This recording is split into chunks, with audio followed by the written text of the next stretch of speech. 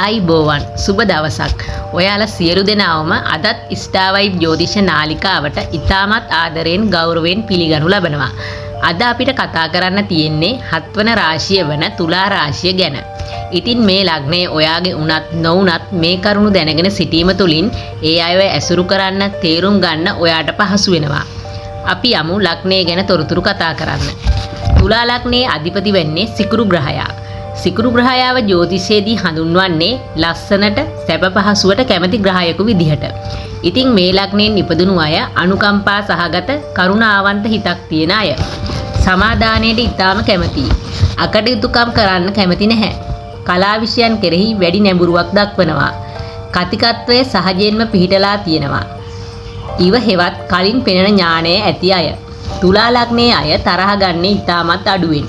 තරහවත් ඉක්මනට සංසිඳෙනවා. ව්‍යාපාරවලට දක්ෂ මොවුන් ආත්මාර්ථකාමයට වඩා පරාර්ථයට ගරු කරනවා.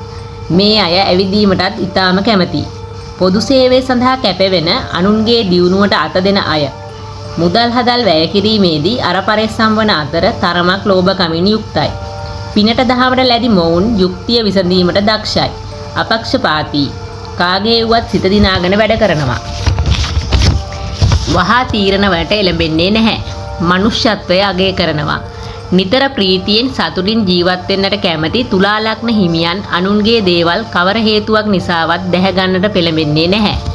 මේ අය දේශපාලන ශාස්ත්‍රයට පිවිසුනහොත් ජනප්‍රිය දේශපාලඥයෙක් වෙනවා. මේ ලග්නයේ හිමි බොහෝ අය අඩු වයසින් විවාහ ජීවිතයට ඇතුළත් වෙනවා.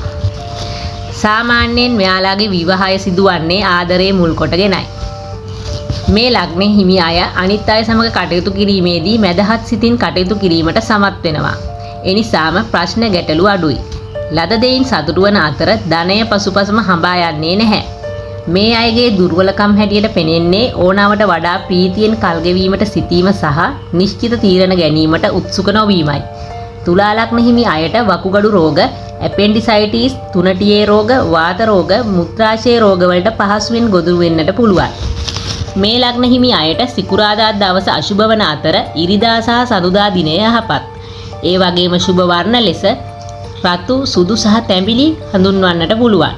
ඉතින් අවසාන වශයෙන් කියන්නට ඕන ඔයාලගේ ලග්න රාශියේ ඉන්න ග්‍රහයන්, ලග්න රාශිය දකින ග්‍රහයන් සහ නැගත් අධිපති ග්‍රහයන් අනුව මේ බලාපල තරමක් වෙනස් වෙන්නට පුළුවන්.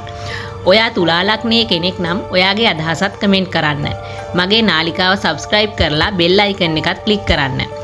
නැවතත් වෘශ්චික රාශියේ තොරතුරු සමග හමු වෙනතුරු ඔබ සැමට සුබ දවසක්. තෙරුවන් සරණයි.